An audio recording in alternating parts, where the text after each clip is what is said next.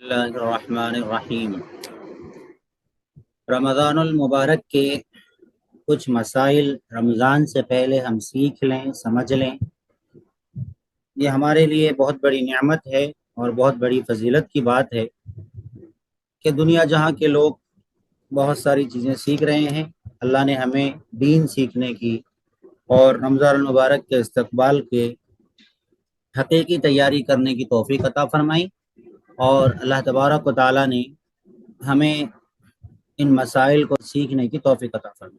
रमज़ानुल मुबारक में सबसे पहले चांद जो देखा जाता है, ये चांद देखकर रोज़ा रखना है और चांद देखकर रोज़ा छोड़ना है। नबी अलैहिस्सलातु वस्सलाम ने हमें यही बयान फरमाया।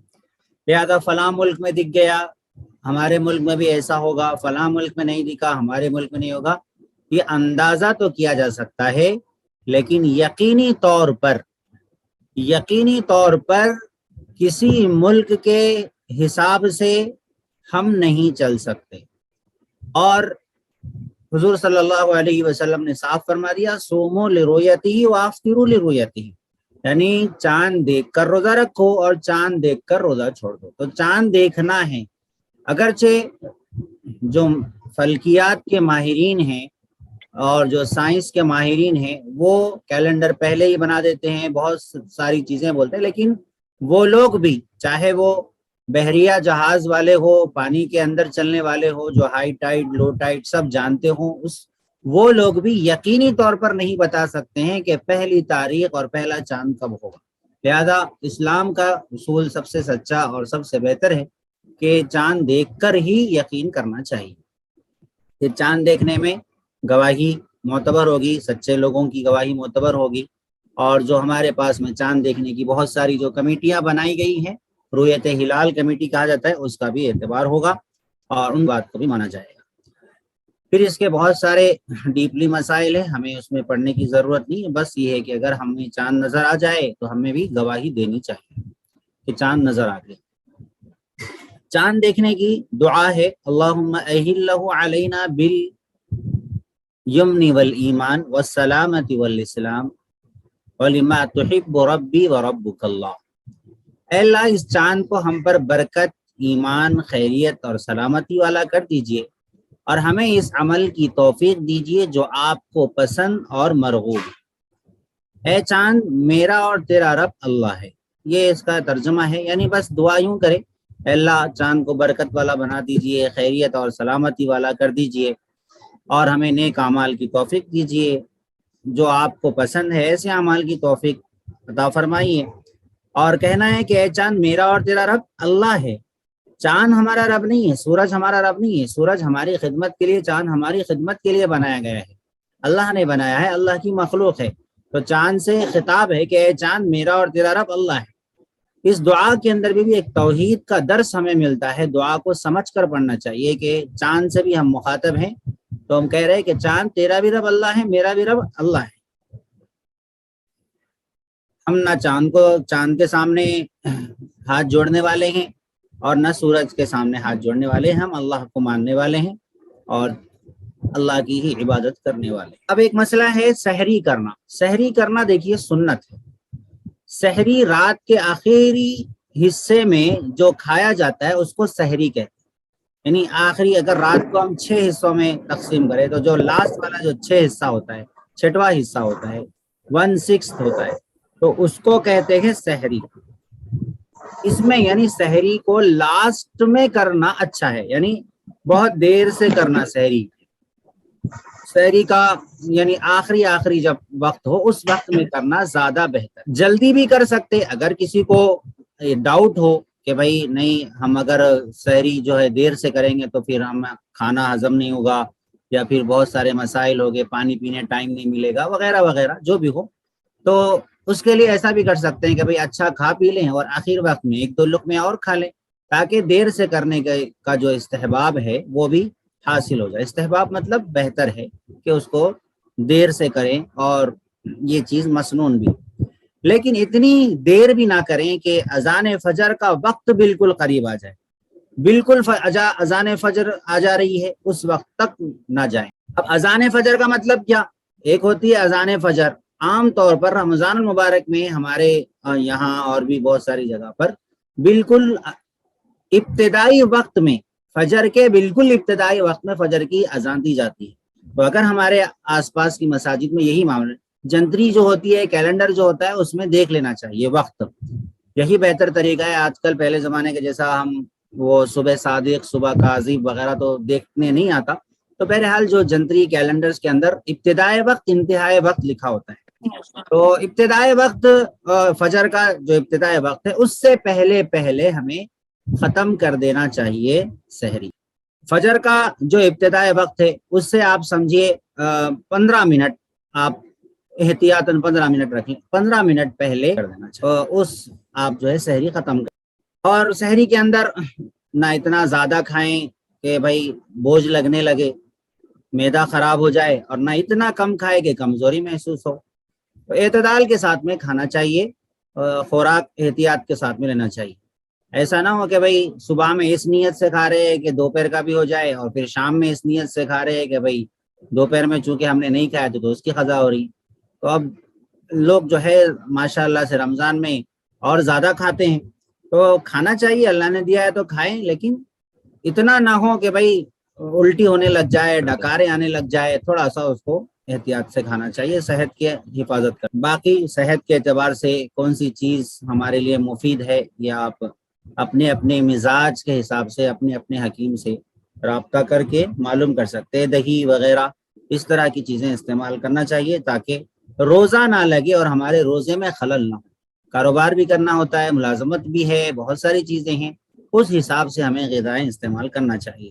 بہت سارے اس سلسلے میں تجربات ہیں، آپ تجربے والوں سے پوچھ سکتے ہیں. رمضان میں 3 عشرے ہوتے ہیں، پہلا عشرہ، دوسرا عشرہ، تیسرا عشرہ. پہلے 10 دن کو پہلا عشرہ کہتے ہیں. تو یہ پہلا عشرہ ایسا ہے کہ رحمت کا ہے، درمیان والا عشرہ مغفرت کا ہے، آخری والا جو عشرہ ہے وہ جہنم سے آزادی والا عشرہ کہلاتا ہے. تو ان تینوں عشروں کے حساب سے ہمیں پہلے عشرے میں اللہ کی رحمت مانگنی چاہیے کہ اللہ ہمیں رحمت عطا فرما دیجیے، رحمت عطا فرما دیجیے. خاص دعا کرنا چاہیے، یا حی یا قیوم برحمتک استغیث، ایسا بھی کر سکتے ہیں. رب اغفر وارحم وانت خیر الراحمین. یا پھر آپ استغفر اللہ ربی من کل ذنب واتوب الیہ. یا پھر آپ کہیے پیارے اللہ مجھے معاف کر دیجئے. اس طرح سے جو ہے دعا مانگتے رہیں.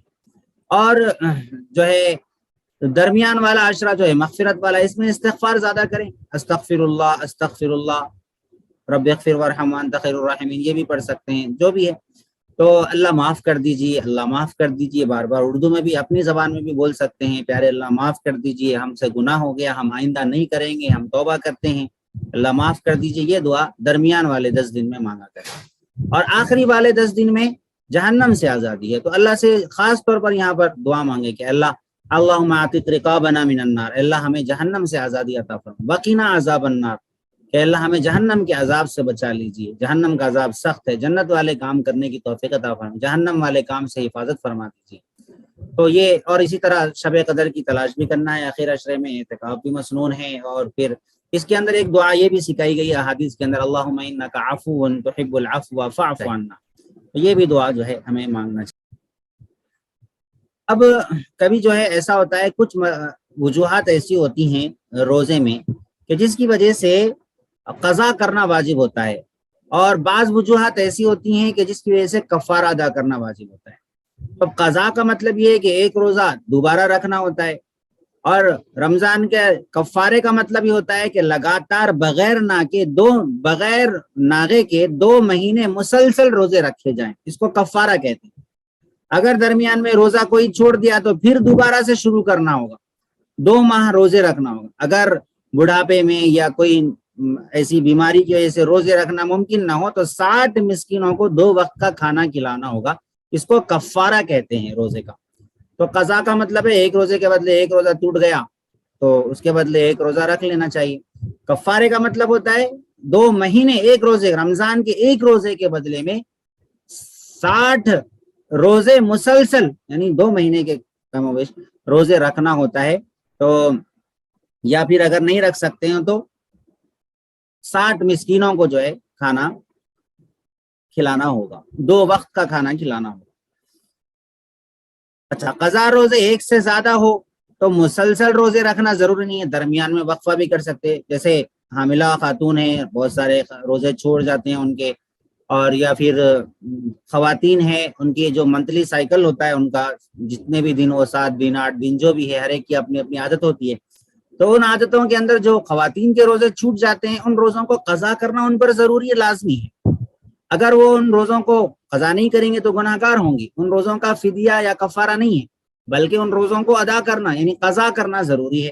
تو تھوڑے تھوڑے بھی کر کے رہ سکتے ہیں، کسی دن 2 رہ لیے، کسی وقت پھر اور 2 رہ رہے، پھر کبھی 1 رہ گئے، سردی کے موسم میں رہ لیے، اس طرح سے قضا روزے کرنا ہوگا۔ اور روزے کی قضا خود کو ہی کرنا ہوتی ہے، کسی اور سے نہیں رکھوا سکتے کہ بھائی فلاں صاحب میرے روزے رکھ لیں گے اور میں ان کو پیسے دے دیتا ہوں، ایسا بعض لوگ جہالت کی وجہ سے بولتے ہیں، لیکن ایسا نہیں ہوگا۔ اچھا، رمضان کا روزہ اگر عمدن جان بوجھ کر توڑے، جان بوجھ کر اگر توڑ دیے روزہ، ایک ہوتا ہے روزہ ہی نہیں رکھے تو قضا کرنا ہوگا، لیکن روزہ رکھے اور بغیر کسی عذر کے جان بوجھ کر عمدن، کوئی مجبوری نہیں تھی، جان بوجھ کر توڑ دیے، تو پھر قضا بھی کرنا ہوگا اور کفارہ بھی دینا ہوگا۔ یعنی ایک روزے کے کفارے میں 60 روزے مسلسل رکھو، روزے رکھنا نہیں آتا، نہیں ہو سکتا، تو پھر 60 روزے کے بجائے 60 مسکینوں کو 2 وقت کا کھانا کھلانا ہے۔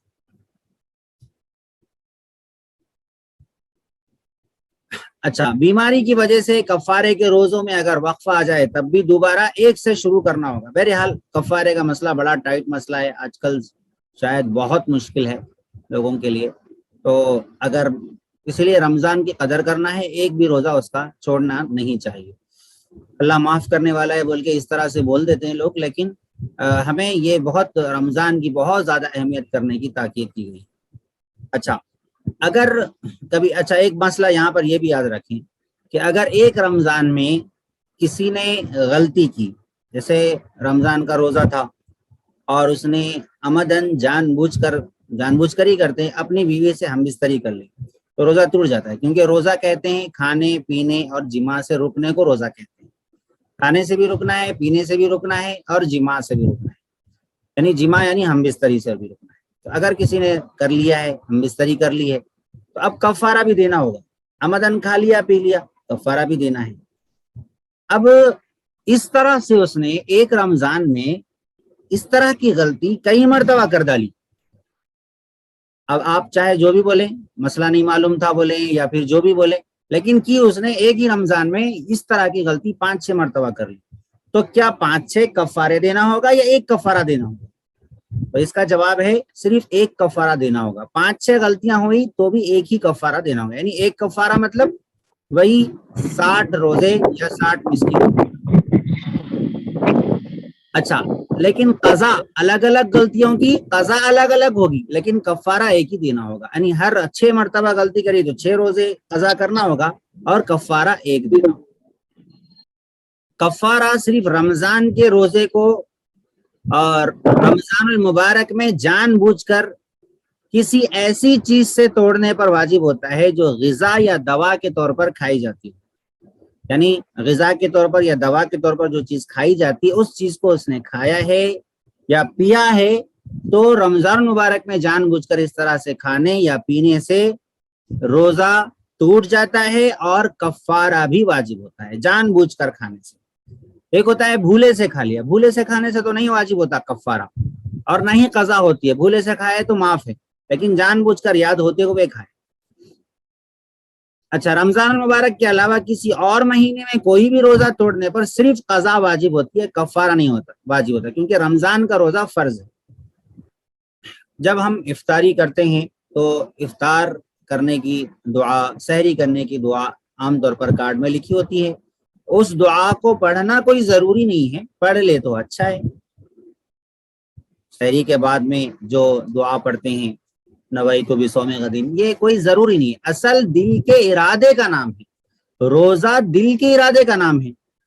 زبان سے بولنا کہ میں روزہ رکھ رہا ہوں یہ ضروری نہیں ہے، دل میں ارادہ ہے، سحری کرتا ہی بندہ اس وجہ سے ہے کہ روزے کی نیت ہے۔ اگر کوئی بندہ سحری نہیں کیا اور صبح صبح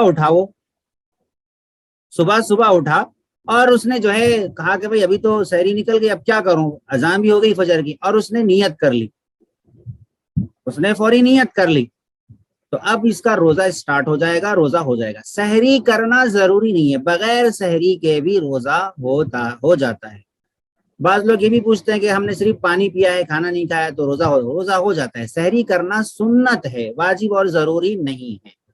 اگر کوئی رات میں ہی کھا کے سو جاتا ہے، رات میں 2-3 بجے کھا کے سو جاتا ہے، پھر فجر میں اٹھ جاتا ہے اور اس کی نیت روزے کی ہے، تو پھر یہ بھی روزہ ہو جائے گا اور اس کو سحری کا بھی ثواب مل جائے گا۔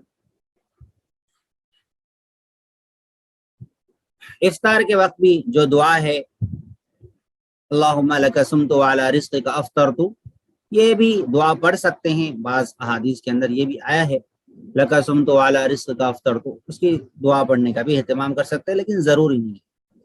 اچھا، نیت میں یہ چیز ذہن میں رکھیں کہ نیت صبح صادق سے پہلے کر لیں۔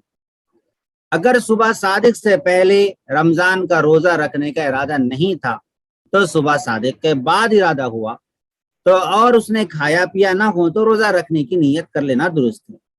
دوپہر سے 1 گھنٹہ پہلے تک رمضان کے روزے کی نیت کر سکتے ہیں، لیکن بہتر کیا ہے؟ صبح صادق یعنی فجر کا وقت سٹارٹ ہو گیا، جب تک فجر کا وہ وقت جب تک رہتا ہے جب تک آپ نیت کر لیں۔ لیکن دوپہر سے 1 گھنٹہ پہلے، دوپہر یعنی دوپہر بول تو ظہر کی نماز نہیں، بلکہ جب سورج سر پہ ہوتا ہے اس سے 1 گھنٹہ پہلے تک بھی رمضان کے روزے کی نیت کر سکتے ہیں۔ لیکن قضا روزہ ہے اور کوئی منت مانی ہے روزے کی، نظر جس کو کہتے ہیں، یا کفارے کا روزہ ہے، تو اس کی نیت صبح صادق سے پہلے کرنا ضروری ہے۔ اس کے بعد نیت کرے تو شرعاً اس کا اعتبار نہیں ہو، قضا اور نظر اور کفارے کے روزے۔ لیکن رمضان کا روزہ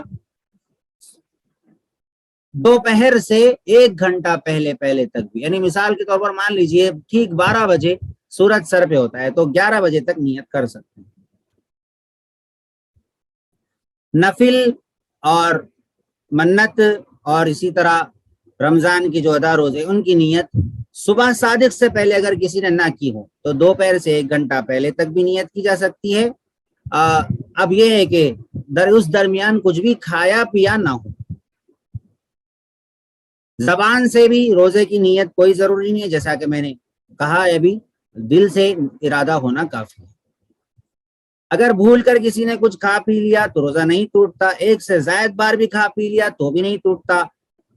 اگر کسی شخص کو بھول کر کچھ کھاتے پیتے دیکھا ہے اور اس کو قوت ہے اور اس کو وہ طاقتور ہے کہ روزے سے زیادہ اس کو تکلیف نہیں ہے تو روزہ یاد دلا دینا واجب ہے۔ کوئی دوسرا بندہ دیکھ رہا ہے، ارے بھائی کھا لے رہے، اور اس کو محسوس ہو کہ بھائی یہ اچھا ہٹا کٹا بندہ ہے، روزہ برداشت کر سکتا ہے، بھولے سے کھا رہا ہے، تو اس کو یاد دلا دینا چاہیے اگر یاد دلا۔ لیکن اگر وہ کمزور ہے، اس کو روزے سے تکلیف ہوتی ہے، وہ شدت پیاس میں جا کر پی رہا ہے، تو انجان مار دینا چاہیے اور اس کو یاد نہیں دلانا چاہیے، خاموش ہو جانا، یوں سمجھنا چاہیے کہ اس کو اللہ کھلا رہے پلا رہے۔ لیکن طاقتور ہے، ہٹا کٹا ہے، اچھا ہے، تو اس کو یاد دلا دینا چاہیے۔ تھوک نکلنے سے روزہ نہیں ٹوٹتا، خواہ جتنا بھی ہو۔ اگر پان کھا کر خوب کلی اور غرارہ کر کے منہ صاف کر لیا تھا لیکن تھوک کی اندر جو ایک لال پن رہتا ہے وہ ختم نہیں ہے تو بھی تھوک نکلنے سے روزہ نہیں ٹوٹے گا، روزہ صحیح ہوگا۔ اگر کسی نے ناک کو بہت زور سے کھینچ لیا کہ حلق میں چلے گئی تو اس سے بھی روزہ نہیں ٹوٹتا۔ خون اگر نکل آیا منہ سے، خون جیسے دانتوں وغیرہ سے، اگر خون تھوک سے کم ہے، خون کا مزہ حلق میں معلوم نہ ہو تو روزہ نہیں ٹوٹتا۔ اگر خون کا مزہ بھی حلق میں معلوم ہو رہا ہے تو روزہ ٹوٹ جاتا ہے، قضا کرنا ضروری ہو۔ اگر زبان سے کوئی چیز چک کر تھوک دیے تو روزہ نہیں ٹوٹتا۔ عام طور پر خواتین کو یہ مسئلہ ہو جاتا ہے، اگر زبان سے کوئی چیز چک کر تھوک دے تو روزہ نہیں ٹوٹتا، لیکن خواہ مخواہ ایسا کرنا مکروہ ہے۔ اگر گھر والوں کا مزاج، ساسو ماں کا خاص طور پہ مزاج، یا پھر شوہر صاحب کا مزاج ٹیڑھا ہو، یا پھر کچھ ایسا مسئلہ ہو کہ چکنا ضروری ہو، تو پھر تھوڑا بہت چک سکتے ہیں، چک کے تھوک دینا چاہیے، نگلنا نہیں چاہیے۔ کسی چیز کو اپنے منہ سے چبا کر چھوٹے بچے کو کھلانا مکروہ ہے روزے میں، البتہ اگر اس کی شدید ضرورت پڑ جائے۔ آج کل تو نہیں ہوتا ایسا، بہت ساری چیزیں ہو گئی، گرینڈر سب آ گیا، تو بہرحال یہ ایک پرانا ایک مسئلہ ہے، اگر کسی کو ضرورت پڑ جائے اس طرح سے تو چبا کر کھلا سکتے، لیکن وہی ہے چبانے کے بعد حلق میں جانے نہیں دینا، یہ بڑا مشکل مسئلہ ہے۔ مسواک سے دانت صاف کرنا درست ہے، خاص سوکھی مسواک ہو یا تازہ مسواک ہو، ٹھیک ہے۔ مسواک کا ذائقہ، اس کا مزہ بھی محسوس ہو تب بھی مکروہ۔ اسی طرح خون دینے اور خون لگوانے، انجیکشن اور ڈرپ جو لگانے اس سے بھی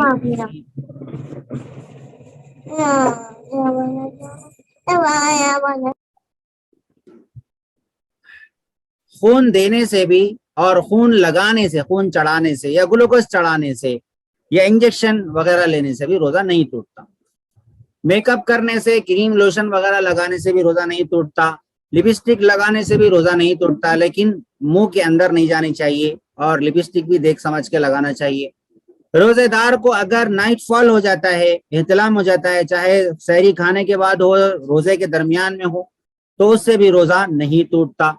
اور ایک مسئلہ یہاں پر یہ بھی یاد رکھے کہ بہت سارے لوگ یہ بھی پوچھتے ہیں کہ بھائی ہم نے جو ہے سحری اس حالت میں کی کہ آخر میں اٹھے تھے اور نائٹ فال ہوا تھا، یا پھر میاں بیوی نے ملاقات کی ہوئی تھی، پانی نہیں نہائے، بغیر پانی نہائے کہ ہم نے سحری کی ہے، تو کیا سحری ہو جائے گی؟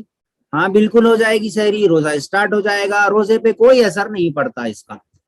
ناپاکی کی حالت میں بھی سحری کر سکتے ہیں، لیکن بہتر ہے کہ ٹائم ہو تو نہا کے سحری کرنا چاہیے۔ عام حالات میں بھی بغیر نہائے دھوئے کھانا پینا نہیں چاہیے، اس سے بے برکتی ہوتی ہے۔ لیکن اگر کسی نے جو ہے سحری کی سچویشن کی وجہ سے ٹائم کو دیکھتے ہوئے اس نے جو ہے ناپاکی کی حالت میں سحری کر لی تو سحری ہو جائے گی، روزہ بھی سٹارٹ ہو جائے گا اور روزہ درست ہو جائے گا۔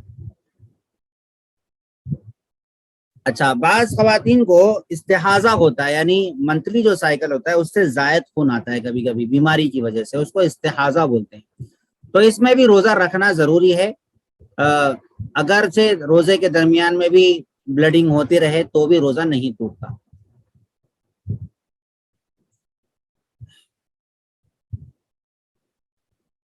بام لگانے سے، جنڈو بام وغیرہ لگانے سے روزہ نہیں ٹوٹتا، لیکن ناک کے اندر نہیں لگانا چاہیے، باہر لگانا چاہیے، اور زیادہ تیز لگانے سے احتیاط کرنا چاہیے۔ پھول یا کوئی بھی خوشبو سونگھنے سے روزہ نہیں ٹوٹتا، البتہ زیادہ تیز والے ایسے عطر نہ سونگھے جو دماغ تک پہنچ جاتے ہو، اس سے احتیاط کرنی چاہیے روزے کے اندر خاص طور پہ۔ روزے کی حالت میں گیلے کپڑے کو، یعنی گرمی ہے اور کچے کپڑے کو ہم اپنے سر یا جسم پر لپیٹنا چاہتے ہیں تو لپیٹ سکتے ہیں، جائز ہے۔ ناک، منہ، کان یا کسی زخم سے یا بواسیر کا خون نکلنے سے روزہ نہیں ٹوٹتا، خون نکلنے سے روزہ نہیں ٹوٹتا۔ یاد رہے کوئی چیز اندر جا رہی ہے تو روزہ ٹوٹتا ہے، طے ہو گئی کسی کو روزہ نہیں ٹوٹتا۔ وضو ٹوٹتا ہے جب منہ بھر کے ہو، روزہ نہیں ٹوٹتا، چاہے منہ بھر کے بھی ہو، روزہ نہیں ٹوٹتا۔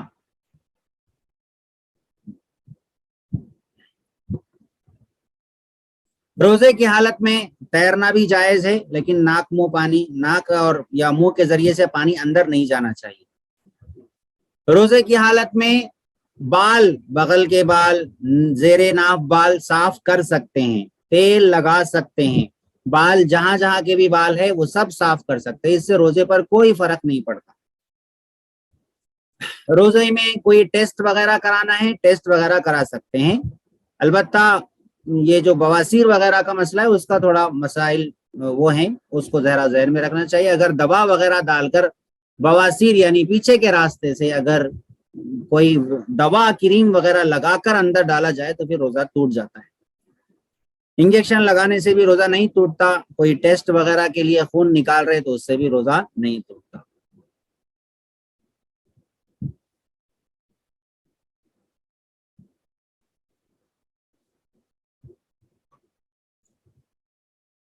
چلیے، کسی نے زبردستی روزے دار کے منہ میں کوئی چیز ڈال دی اور وہ حلق میں اتر گئی تو اس سے روزہ ٹوٹ جاتا ہے، لیکن قضا واجب ہوگی، کفارہ نہیں، زبردستی ڈالی۔ اسی طرح کسی کو روزہ یاد تھا اور کلی کرتے وقت بغیر ارادے کے پانی حلق میں اتر گیا، کسی کو روزہ یاد تھا اور اس نے کلی کرتے وقت میں بغیر کسی ارادے کے حلق کے اندر پانی اتر گیا تو اس سے بھی صرف قضا لازم ہوگی۔ خود بخود کسی کو قے آنے قے آنے لگی تو اس سے بھی روزہ نہیں ٹوٹتا، خواہ تھوڑی ہو یا زیادہ ہو۔ اگر جان بوجھ کر قے کی اور منہ بھر کے تھی تو روزہ، یعنی جان بوجھ کر کسی نے کی انگلی ڈال ڈال کے، تو پھر اس سے روزہ ٹوٹ جاتا ہے، اور منہ بھر کے ہو تو ٹوٹ جاتا ہے، اگر تھوڑی سے ہو تو نہیں ٹوٹتا، اور قضا کرنا ہوگا اگر منہ بھر کے ہو تو۔ اگر تھوڑی سی کسی کو متلی جیسا ہوئی، پانی جیسا کھٹا پانی سحری وغیرہ کے بعد ایک دم سے منہ میں آ جاتا ہے کسی کے، تو پھر وہ حلق کے اندر واپس چلی گئی، تو خود بخود وہ چلی گئی ہے، تو اس سے روزہ نہیں ٹوٹتا۔ البتہ اگر قے نکل رہی تھی اور اس کو اس نے خود سے لوٹا لیا ہے تو اس سے روزہ ٹوٹ جاتا ہے، یعنی اوپر تک آ گئی تھی اور اس نے اس کو جو ہے تھوکنے کے بجائے اندر نگل لیا ہے، تو اس سے روزہ ٹوٹ جاتا ہے۔ خود بخود چلی گئی تو کچھ نہیں ہوتا، اس نے خود نگلا ہے تھوکنے کے بجائے تو روزہ ٹوٹ جاتا ہے اور قضا کرنا ضروری ہوگا۔ اگر کسی کو قے آ گئی اور وہ یہ سمجھا کہ میرا روزہ ٹوٹ گیا، سمجھا ایسا، حالانکہ نہیں ٹوٹتا، اور اس نے اس گمان پر پھر سے کچھ کھا لیا پی لیا روزہ ٹوٹ گیا سمجھ کے، تو اس نے چونکہ ایک غلط گمان کیا ہے تو اور پھر کھا لیا پی لیا ہے، اس وجہ سے اس کے اوپر کفارہ تو نہیں ہے لیکن قضا لازم ہوگی۔ اگر کسی نے دانتوں میں رہی ہوئی چیز کو زبان سے نکال کر نگل لیا، یعنی زبان سے نکالا پہلے باہر، اگر چنے کے دانے کے برابر یا اس سے زیادہ ہو تو روزہ ٹوٹ جاتا ہے، اگر چنے کے دانے سے کم ہو تو روزہ نہیں ٹوٹتا۔ اگر منہ سے نکال کر پھر نگل گیا، چاہے وہ ریشہ ہی کیوں نہ ہو، چنے کے دانے سے کم ہو یا زیادہ ہو، تو روزہ ٹوٹ جاتا ہے۔ زبان کا زبانی پھرا پھرا کے اگر دانتوں میں ادھر ادھر سے نکال کے چنے کے دانے کے برابر یا اس سے زیادہ نکل لیا تو روزہ ٹوٹ جاتا ہے۔ اور اگر چھوٹی سی چیز بھی، چنے کے دانے سے بھی چھوٹی سی چیز باہر نکال کے نگل لیا تو پھر روزہ ٹوٹ جاتا ہے۔ اچھا، دانتوں میں سے نکلا ہوا خون نگل گیا جبکہ خون زیادہ تھا، تھوک کم تھا، حلق میں محسوس ہوا تو قضا، جیسا کہ ابھی میں نے کہا، قضا واجب ہوگی۔ اسی طرح کسی نے بھولے سے کچھ کھا لیا پی لیا، بعد میں پھر اس کو احساس ہوا ارے بھائی میں تو کھا لیا تھا بھول کے، اور پھر اس نے جو ہے عمدن بھی کھا لیا، تو اسی صورت میں بھی قضا واجب ہوگی، یعنی ایک روزے کے بدلے ایک روزہ رکھنا ہوگا، کفارہ نہیں ہوگا۔ کسی نے یہ سمجھا کہ ابھی صبح صادق یعنی فجر کا وقت نہیں ہوا ہے، سحری کھا لی، پھر معلوم ہوا کہ صبح صادق کے بعد کھایا پیا تھا، بعد میں معلوم ہوا کہ جو ٹائم پہ انہوں نے کھایا تھا وہ صبح صادق کے بعد اس نے کھایا پیا تھا، تو صرف قضا لازم ہے، صرف اور صرف قضا لازم ہے۔ تو صبح صادق سے پہلے یعنی فجر کا جو وقت ہے اس وقت سے پہلے ہی کھا لینا چاہیے۔ فجر کا وقت شروع ہو گیا، فجر کا وقت شروع ہو گیا، اب اس کے بعد میں اس نے کھایا ہے اور یہ سمجھا کہ سحری کا وقت چل رہا ہے، تو صرف قضا لازم ہے ایسی صورت میں بھی۔ اچھا، کسی نے بادل یا غبار کی وجہ سے یہ سمجھ کر کہ سورج غروب ہو چکا ہے اور روزہ اس نے کھول لیا، بعد میں معلوم ہوا کہ ابھی تو دن باقی ہے، یا گھڑی میں اس کو ٹائم غلط بتایا گیا، یا موبائل کا الارم بج گیا اور اس نے سمجھا کہ سائرن وغیرہ بج گیا ہے، غلط فہمی ہو گئی اس کو، تو اس طرح سے اگر ہو گیا، یا پھر کسی مؤذن صاحب نے غلط ٹائم پر سائرن بجا دیا، اس طرح سے ہو گیا، یا اذان دے دی غلط ٹائم پر اور اس نے روزہ افطار کر لیا، تو ایسی صورت میں بھی قضا لازم ہوگی، کفارہ نہیں ہوگا۔